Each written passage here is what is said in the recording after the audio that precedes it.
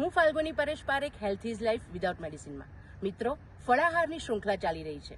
આ વખતે હું તમને કેળા માટેનું મહત્વ તેમજ કેળા આપણી તંદુરસ્તી માટે કેટલું મહત્વનું છે એ માટે માહિતી આપીશ.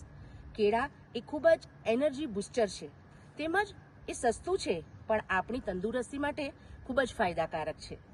આપણે જોઈએ છીએ ઘણા બધા ફ્રૂટ્સ આપણે જોયા, એ ફ્રૂટ્સમાં વિટામિન્સ છે, મિનરલ્સ છે, એ બધું આપણને મળતું જ રહે છે અને એ આપણે જોઈ પણ રહ્યા છે. કેળા ખાવાથી અસંખ્ય તંદુરસ્તી આપણને મળે છે, કારણ કે કેળામાં વિટામિન સી, વિટામિન એ અને વિટામિન બી રહેલ છે અને B6 પણ રહેલ છે. એમાં કેળામાં પોટેશિયમ, મેગ્નેશિયમ રહેલું છે.